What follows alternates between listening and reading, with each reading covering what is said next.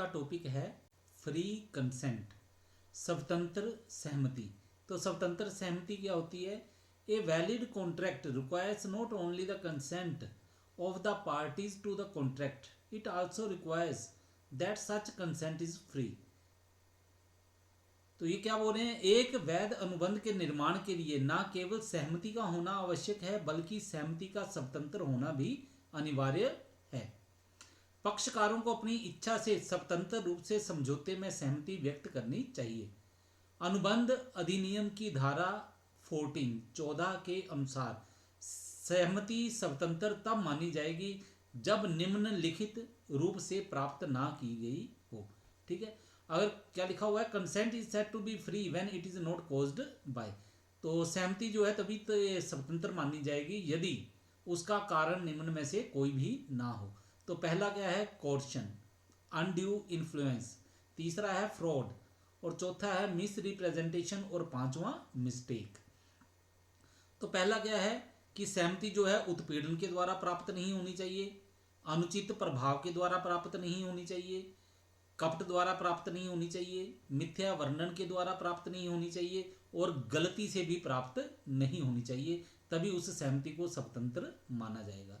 तो इसके बारे में संक्षेप में तो आपको जो शुरू में लेक्चर हुए थे उसमें आपको समझाया गया था। ठीक है, तो आज का हमारा जो लेक्चर होगा वो कोर्शन के ऊपर होगा। ठीक है, उत्पीड़न के ऊपर। बाकी के जो पॉइंट हैं ये हम जो अगले लेक्चर आएंगे उनमें इनको डिस्कस करेंगे। तो सबसे पहले कोर्शन के बारे में देखते हैं कि कोर्शन होता क्या है। तो ये लिखा coercion, according to section 15 of the Indian Contract Act, coercion is committing or threatening to commit any act forbidden by the Indian Penal Code, or the unlawful detaining or threatening to detain any property to the prejudice of any person whatever with the intention of causing the person to enter into an agreement। भारतीय अनुबंध अधिनियम 1872 की धारा 15 के अनुसार, तो ये क्या बोल रहे हैं? एक पक्षकार द्वारा दूसरे पक्षकार को ठहराव करने के लिए बाध्य करने के उद्देश्य से कोई ऐसा कार्य करना अथवा करने की धमकी देना जो भारतीय दंड विधान द्वारा वर्जित है, अथवा किसी व्यक्ति को क्षति पहुंचाने के लिए किसी संपत्ति का अवैध रूप से रोक लेना अथवा रोकने की धमकी देना उत्पीड़न कहलाता है। तो ये जो उत्पीड़न है, ठीक है, तो वो क्या है? ये जो ऊपर डेफिनेशन हमने पढ़ी है तो उसमें से क्या निष्कर्ष निकलता है? We can conclude that coercion is number 1, committing an act forbidden by Indian Penal Code. ये जो ऊपर डेफिनेशन दी गई है उसी आधार पे हम पॉइंट निकाल रहे हैं। तो पहला पॉइंट क्या है? ऐसा कार्य करना जो भारतीय दंड अधिनियम द्वारा वर्जित हो। ऐसा कार्य करना जो भारतीय दंड अधिनियम द्वारा वर्जित है उत्पीड़न कहलाता है। जैसे हत्या करना, डाका डालना, शव को दाह क्रिया के लिए ले जाने से रोकना, अपहरण करना, मारना पीटना आदि। तो इसमें एक केस भी है। ठीक है, इस केस में क्या था? एक 13 साल की विधवा को अपने मृतक पति का शव दाह क्रिया के लिए उस समय तक उठाने नहीं दिया था जब तक वह एक लड़के को गोद लेने के लिए सहमत ना हुई। न्यायालय ने निर्णय दिया कि यहाँ पर सहमति बल प्रयोग द्वारा ली गई है, क्योंकि किसी मृतक शरीर को जलाने के लिए ले जाने से रोकना भारतीय दंड विधान की धारा 296 के अनुसार अपराध है। अतः यहाँ पर गोद लेना वैध नहीं माना गया। तो उसके बाद दूसरा पॉइंट क्या है? Threatening to commit any act forbidden by Indian Penal Code. ये भी ऊपर की डेफिनेशन जो है वहीं से पॉइंट लिया हमने। तो इसमें क्या कहा गया है? भारतीय दंड अधिनियम द्वारा वर्जित किसी कार्य को करने की धमकी देना।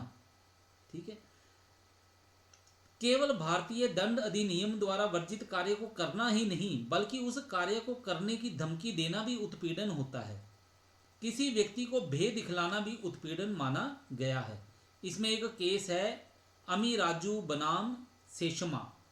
इस मामले में क्या हुआ? एक व्यक्ति ने अपनी पत्नी तथा पुत्र को आत्महत्या की धमकी देकर उनकी संपत्ति उनकी संपत्ति किसकी, जो उसकी पत्नी तथा पुत्र की थी, के संबंध में मुक्ति पत्र लिखवा लिया। न्यायालय ने इस मुक्ति पत्र को उत्पीड़न के प्रयोग के कारण अस्वीकार कर दिया, क्योंकि आत्महत्या की धमकी देना भारतीय दंड विधान द्वारा वर्जित है।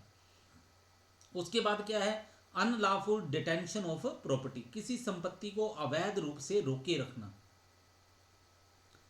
किसी की संपत्ति को अवैध तरीके से रोक लेना उत्पीड़न कहलाता है। एक मामले में एक एजेंट ने व्यापार से संबंधित हिसाब किताब की पुस्तकें उसके स्थान पर नियुक्त नए एजेंट को उस समय तक देने से मना कर दिया जब तक कि प्रधान उसे सभी दायित्वों से मुक्त ना कर दे।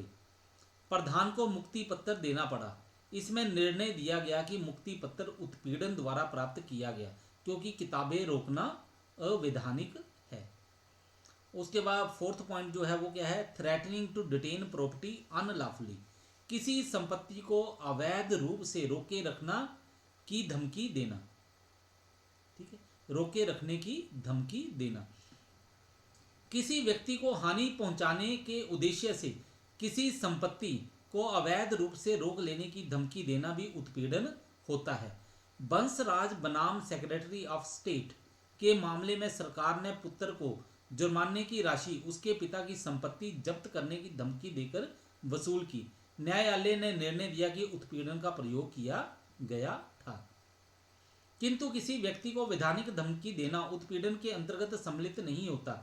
महाजन के द्वारा ऋण लेने वाले को वैधानिक ढंग से कैद कराने की धमकी देना उत्पीड़न नहीं है।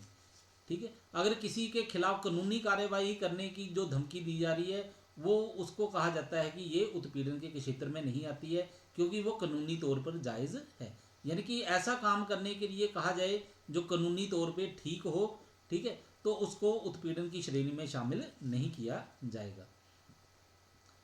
तो ये जो उत्पीड़न है इसका प्रभाव क्या पड़ता है, इसके बारे में देख लेते हैं हम थोड़ा सा। जहां भी बल प्रयोग होता है, अनुबंध उस पक्ष की इच्छा पर व्यर्थनीय होता है जिसकी सहमति उत्पीड़न द्वारा प्राप्त की गई हो। पीड़ित पक्ष यदि चाहे तो अनुबंध का पालन कर सकता है तथा दूसरे पक्ष से भी पालन करवा सकता है। फिर धारा 72 है, सेक्शन 72, उसके अनुसार क्या है, जिस व्यक्ति की सहमति स्वतंत्र नहीं है तथा वह इस आधार पर अनुबंध को व्यर्थ बनाना चाहता है तो उसे अनुबंध से प्राप्त धन या प्रतिफल वापस करना होगा। ठीक है, ये उत्पीड़न का प्रभाव है। अगर कहा जाए कि सिद्ध करने का दायित्व किसका है कि उत्पीड़न हुआ है कि नहीं हुआ है, तो इसको सिद्ध करने का दायित्व किसके ऊपर आता है, तो इसके लिए है अनुबंध में सहमति उत्पीड़न से प्राप्त की गई है। जो पक्षकार इस तर्क के आधार पर अनुबंध को व्यर्थ करना चाहता है तो ये सिद्ध करने का दायित्व उसी का होगा कि उसकी सहमति उत्पीड़न द्वारा प्राप्त की गई थी। तो ये जो उत्पीड़न है इसमें क्या क्या शामिल हो सकता है। उत्पीड़न में शारीरिक कष्ट को शामिल किया जा सकता है, भय दिखलाने को शामिल किया जा सकता है, धमकी देना भी इसमें सम्मिलित है। ये आवश्यक नहीं कि वास्तविक रूप से शारीरिक कष्ट ही दिया जाए, भय दिखलाना और धमकी देना भी उत्पीड़न में सम्मिलित कर लिया गया है। इसके साथ ही भारतीय दंड विधान द्वारा वर्जित किसी कार्य को करना अथवा ऐसे वर्जित कार्य को करने की धमकी देना भी उत्पीड़न में सम्मिलित है।